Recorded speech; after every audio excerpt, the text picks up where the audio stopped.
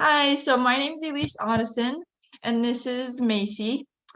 We had the 1940 to 1949 fashion, and so we're just going to kind of talk a little bit about that.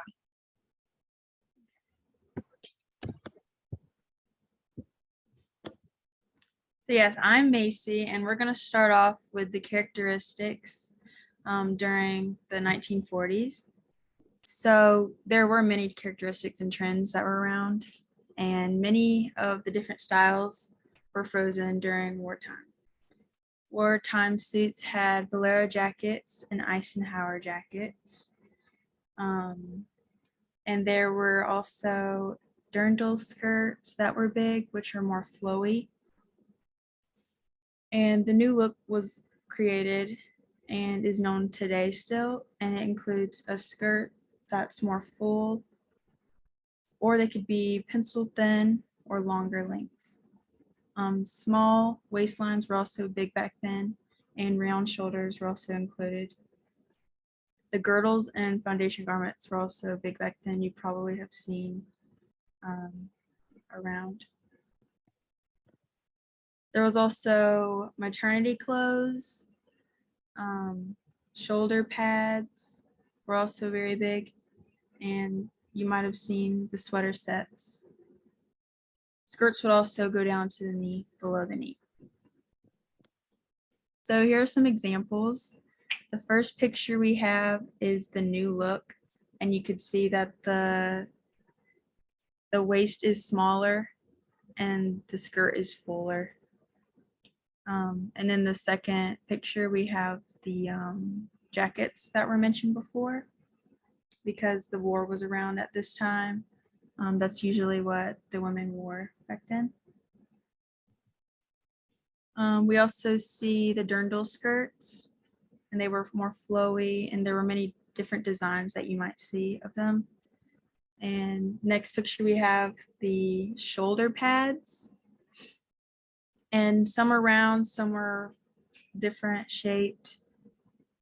And the third picture we have is the maternity dresses that were around, and there was a lot of different designs of that as well.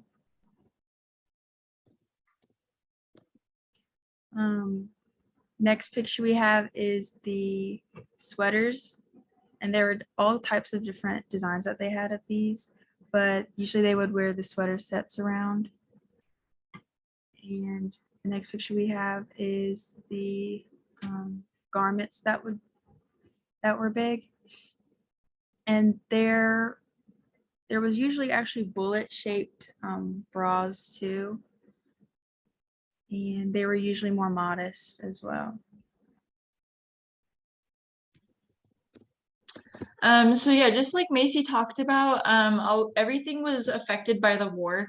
So once the United States entered the war in World War II, or entered the war in 1941, because of Pearl Harbor attacks, everything started to be restricted. As we know, food was rationed, clothing, everything was restricted. And so the clothing manufacturing was slowed down a lot, and leather was also really hard to come by as well. So the different fabrics that they used and the different ways that it was produced was really, really hindered. So therefore, a lot of the past styles came back into fashion. They call it the new look, but it's actually not necessarily new, which I find interesting, because it was popular before the war as well. But in 1942, the standards for garment manufacturing were put into place by the United States. They passed Law L-85. So they had certain standards put into place, kind of like the hem size. Patch pockets weren't allowed, pant cuffs weren't allowed, and there was also no metal closings allowed. And a lot of that did have to do with the rationings again as well. They needed the metal for the war, for weapons and bullets and things like that. And then in 1944, the Theatre de la Mode is that's a French fashion exhibit that traveled around the US and Europe. That bottom picture is what that was. basically it was kind of like a wartime relief effort that they tried to do.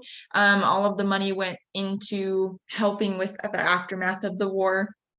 And they also were trying to pick that fashion back up. They tried to get it rolling again, so that way the fashion industry could come back, so that way they could have, obviously they have designers and stuff that need to be paid, so they tried to improve that. And then in 1945, World War II ended, and so that's when fashion was able to start picking back up. The United Nations was formed. Franklin Delano Roosevelt, oh my goodness, passed away, and then the first atomic bomb was officially created. And then 1947 is when the new look was introduced by Christian Dior, which is very popular. It's still very popular. I think it's kind of interesting. You can look at the new look from the 1940s and then you look at the 80s, and they have very, very similar styles, especially with the shoulder pads and the suit, the almost suit tops, and then pencil skirts, just like, yeah, like I said, like you can compare the two. And it's still very popular. And then Princess Elizabeth, which is Queen Elizabeth, that is still alive today. She married Prince Philip, and the royal family has always been in the spotlight, especially for fashion. And because of that, everybody kind of looks at them for what they're wearing, and then they kind of try and replicate that in their own ways. And then 1948, televisions were made available to use in the homes, which of course opens a lot of new doors, so they can definitely advertise better clothing, and they can influence the people at home a lot more, which definitely helped move fashion along as well. The first designer that we wanted to talk about was Gilbert Adrian. He was an American designer. He was born on March 3rd, 1903. He studied at Parsons School of Design, and originally he started out in the theater business. So he made a lot of clothing for famous actors and for movies. His most famous work is probably The Wizard of Oz. He designed a lot of those clothing, or a lot of those costumes. The famous red shoes, he designed those. But then once he kind of got tired of that, he moved into ready-to-wear clothing, especially during the war, for the people at home. He focused a lot on just simple, easy to wear, easy to work in clothing. He had his own custom clothing salon just for that as well. He had a boutique in New York that he opened in 1946. And then he also earned the Coty American Fashion Critics Award in 1944, which I think is super cool. This is more of like his famous works, his Hollywood days. As you can see, they're fairly simple, but they fit into the time, and they fit into what people liked to see in movies and things like that. And then these are some of his more designs for like just regular working women.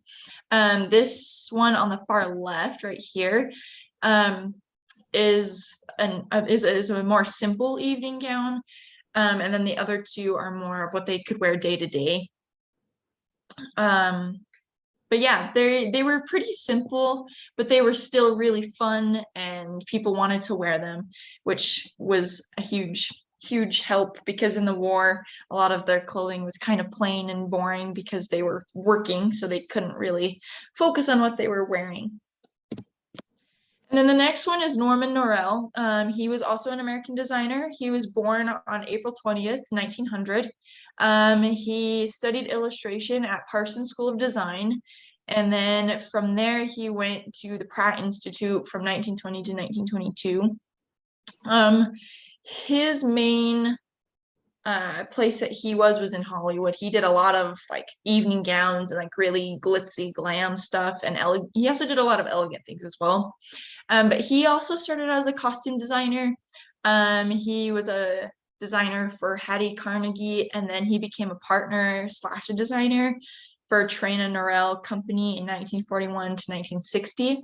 And then there was also a time where he was a director, which I think is kind of interesting. He was a part of the Norman Norell Retrospective and the Metropolitan Museum of Art exhibitions. So that was pretty cool as well. He won a lot of awards. He was a very famous designer at the time that I think a lot of people probably forget about. But he won the Neiman Marcus Award in 1942, the Coty American Fashion Award Critics Award in 1943, 1951, 1956, 1958, and 1966.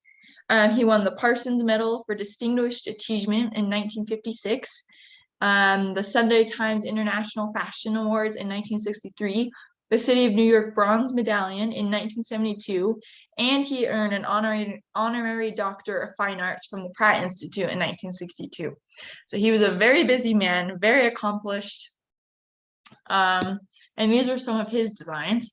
Like I said, his were a little bit more elevated fashion, a little bit more elegant, more for like high society, I feel like. This is kind of like some of his more toned down stuff. And then this is an example of his glitzy stuff. Sequins weren't rationed in the 40s. So some designers decided to take sequins and put them onto ordinary simple gowns like he did here. And it just really elevated it for them, and it became super, super popular.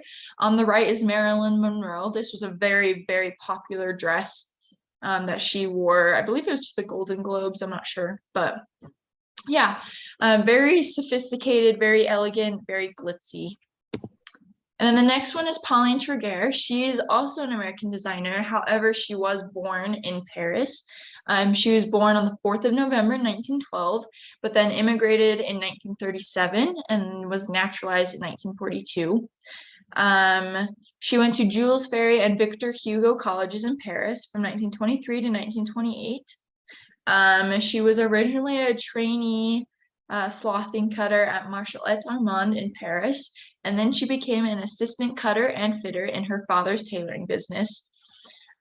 She then decided to become a freelance designer in Paris, and then she was a design assistant to Ben Gershel, and then an assistant to Travis Banton at Hattie Carnegie Fashion House. And then she became the co-founder and designer of House of Treguer from 1942. She was one of the original co-founders of the Council of Fashion Designer Association. And in 1933, she ended up closing her firm, but she launched a jewelry collection in 1994 and introduced a fragrance in 1995, and then retired in 1997.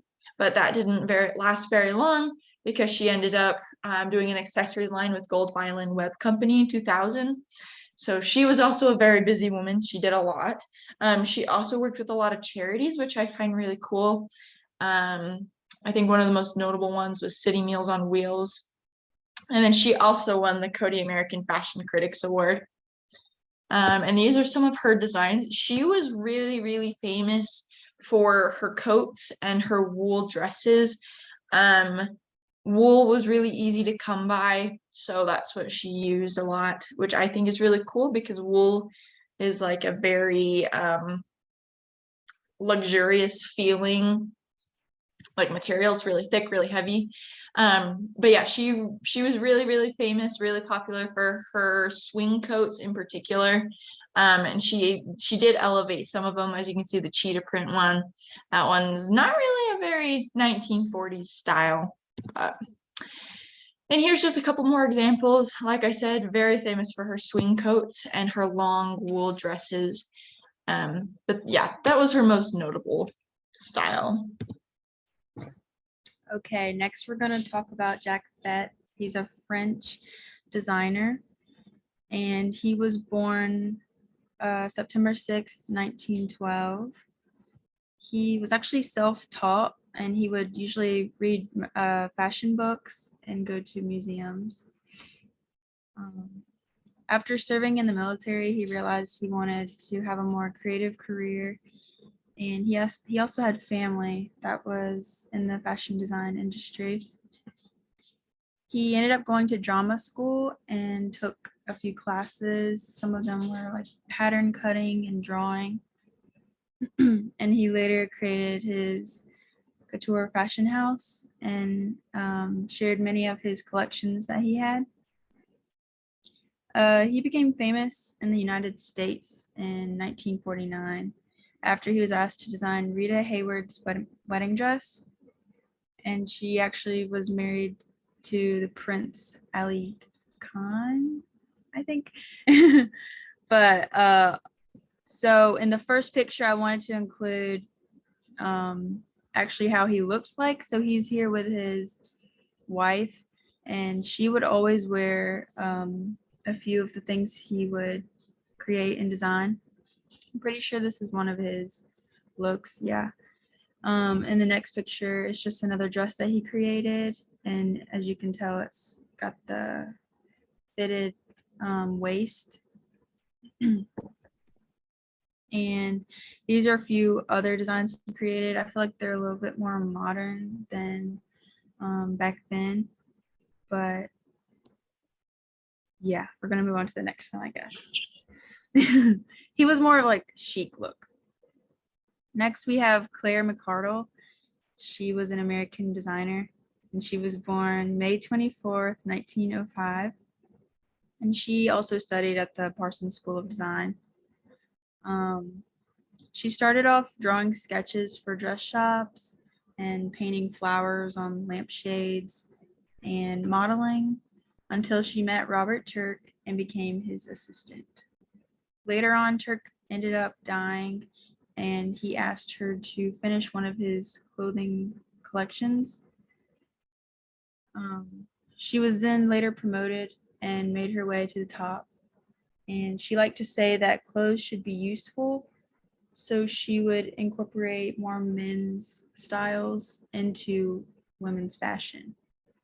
She became big internationally when she appeared on Time magazine's cover page, and she also released a book called What Should I Wear? So here are a few of her designs, and in the middle picture, it's actually one of her diaper swimsuits she created, which I thought was interesting.